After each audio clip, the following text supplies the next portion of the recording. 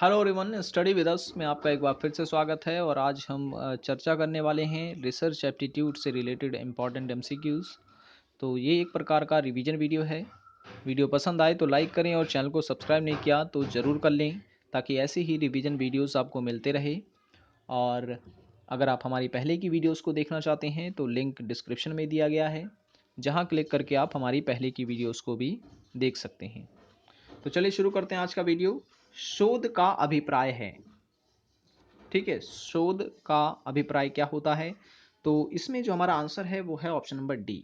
यानी कि जो शोध होता है वो किसी विषय की जांच पड़ताल की व्यवस्थित तारतम्यतापूर्ण व्यवस्था, तथ्यों का अन्वेषण और पुराने तथ्यों की पुनरावृत्ति तथा तथ्यों को सिद्धांतों में परिवर्तित करने की प्रक्रिया होती है। ठीक है, तो ये हमारा इसका सही आंसर हो जाएगा, उपयुक्त सभी।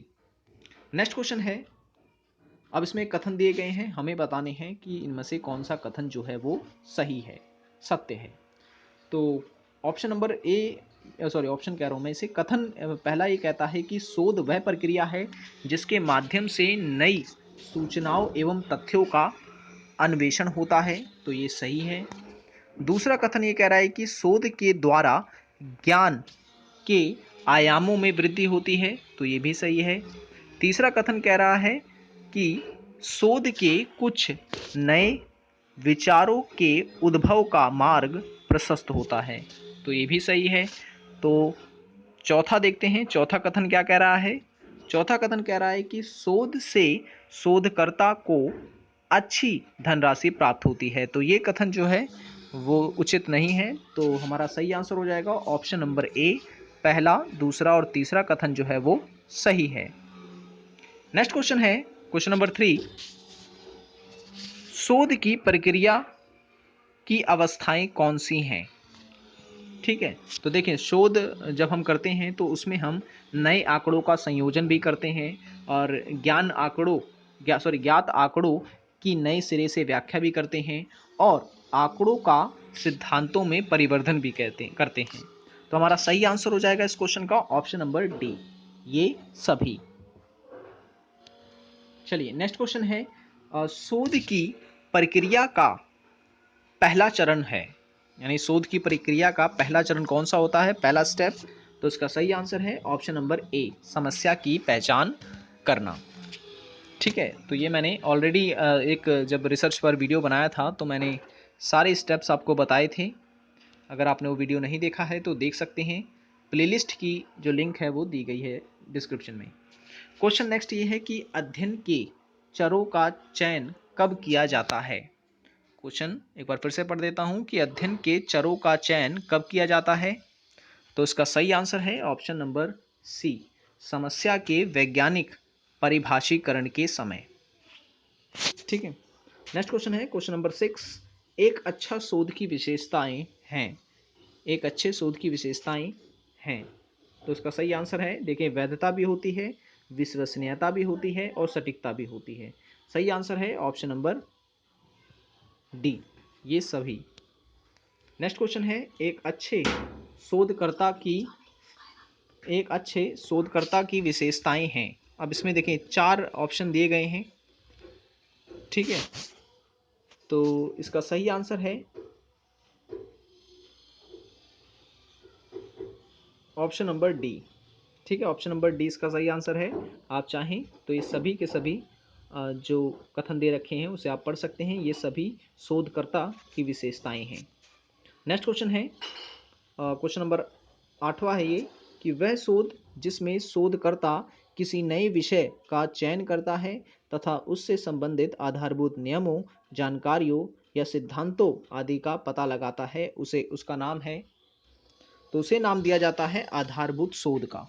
ठीक है, आधारभूत शोध का। तो इसका सही आंसर हो जाएगा option number A, option number A. Next question है क्वेश्चन नंबर 9। नीचे दिए गए कथन पर विचार कीजिए और जो सत्य है वो हमें बताने हैं इसमें। ठीक है, तो देख लेते हैं। इसमें दिया है पहला कथन कि शोध निर्देशों में सुधार लाता है तथा लोगों के जीवन स्तर को उन्नत बनाता है, ये सही है। दूसरा, शोध शिक्षक के कौशल में सुधार करता है तथा इससे विद्यार्थियों की उपलब्धियों में वृद्धि होती है। दूसरा कथन भी सही है। तीसरा कथन बोल रहा है कि शोध मानवीय आवश्यकताओं को पूरा करता है तथा उनके जीवन को आरामदेह एवं सुविधाजनक बनाता है, तो ये भी सही है। शोध मानवीय उपभोग की विभिन्न चीजों की गुणवत्ता में सुधार करता है, ये भी सही है। ठीक है, 4 अब तक सही गए। और पांचवा ये कह रहा है कि शोध किसी भी देश की अर्थव्यवस्था में सुधार करता है तथा उसे द्रुत गति प्रदान करता है, तो उसका सही आंसर हो जाएगा ऑप्शन नंबर डी, क्योंकि पांचवा कथन भी दिया जो है वो सही है। ये सभी के सभी शोधकर्ता की विशेषताएं हैं। ठीक है, सॉरी, शोध की विशेषताएं। नेक्स्ट क्वेश्चन है, सैम्पलिंग का अभिप्राय है। सैम्पलिंग क्या होती है? तो सैम्पलिंग मैंने आपको बताया था कि जनसंख्या के एक छोटे से समूह का चयन करना ही सैम्पलिंग कहलाता है। ठीक है, ये 3 टाइप्स की होती हैं जो मैंने ऑलरेडी डिस्कस करी हैं। नेक्स्ट क्वेश्चन है, शोध के नैतिक मूल्यों संबंधी सिद्धांत है। ठीक है, देखिए नैतिक मूल्यों में शामिल होते हैं खुले रूप से बौद्धिक संपदा पर विचार विमर्श करना, ये भी, और विभिन्न प्रकार की भूमिकाओं के लिए स्वयं को तैयार करना, ये भी सही है। सूचना सहमति नियमों का अनुपालन करना, तो ये भी सही है। और ये देखिए इसका सही आंसर होगा ऑप्शन नंबर डी, ये सभी के सभी जो हैं वो नैतिक मूल्यों से संबंधित हैं। नेक्स्ट क्वेश्चन है, एक शोध पत्र को पूरा करने की सामान्यताएं किन चरणों का पालन किया जाना चाहिए? किन चरणों का पालन किया जाना चाहिए? ठीक है, तो देखें पुस्तकालय या संबंधित स्थान पे जाना, और विषय या टॉपिक की खोज करना, शोध आंकड़ों को एकत्रित करना, तो हमारा सही आंसर है ऑप्शन नंबर डी, ये सभी। नेक्स्ट क्वेश्चन है, अब यहाँ पे कथन दे रखा है और कारण दे रखे हैं। ठीक है, ऐसे क्वेश्चंस काफ़ी पूछे जाते हैं, तो क्वेश्चंस को आपको ध्यान से समझना है।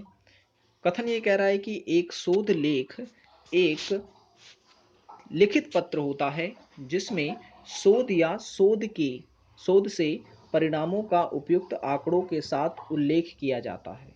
ठीक है, ये तो कथन कह रहा है।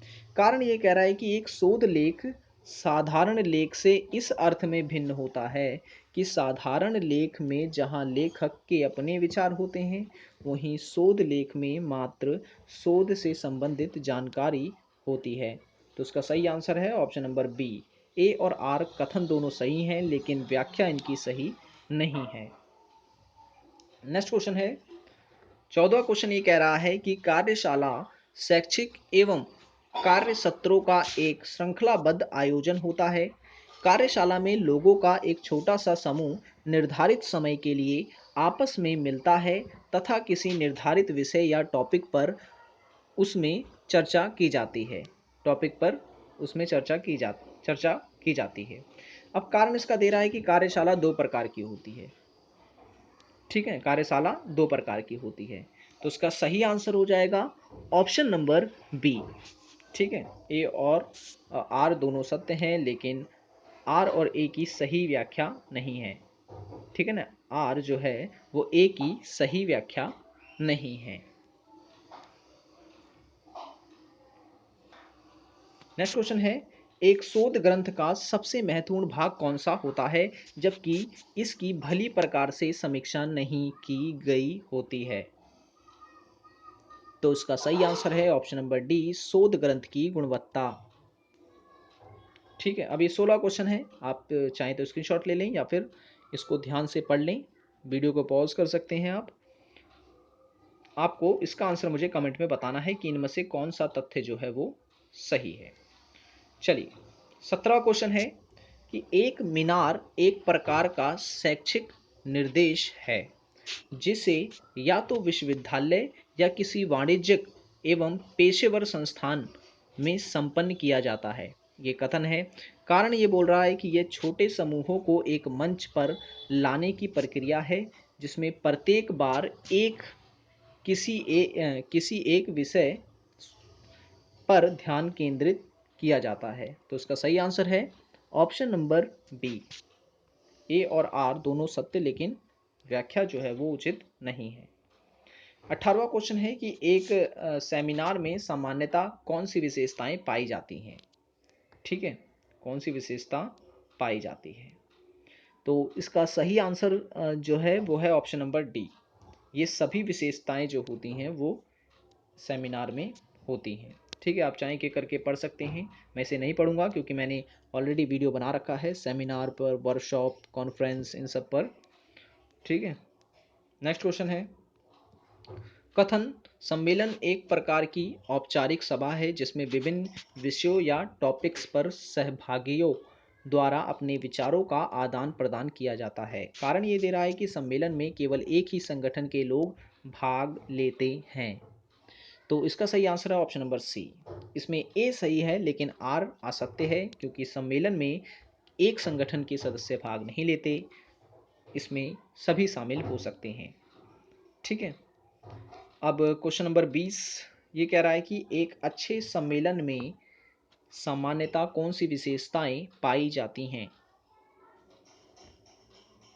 तो उसका सही आंसर है ऑप्शन नंबर डी। ये सभी विशेषताएं जो हैं एक सम्मेलन में पाई जाती हैं। आप चाहें तो इसे पढ़ सकते हैं। ठीक है, तो ये तो था हमारा वीडियो जिसमें हमने डिस्कस किए 20 क्वेश्चंस। आई होप कि वीडियो आपको पसंद आया होगा। वीडियो पसंद आया हो तो लाइक ज़रूर कर देना, चैनल को सब्सक्राइब नहीं किया तो ज़रूर कर लें ताकि ऐसी वीडियोज़ आपको मिलते रहें। मिलते हैं नेक्स्ट वीडियो में। पहले की वीडियो देखना चाहते हैं तो ऊपर वीडियो के ऊपर जो लिंक आ रहा है उस पर क्लिक करके आप देख सकते हैं। मिलते हैं नेक्स्ट वीडियो में। Thanks for watching this video.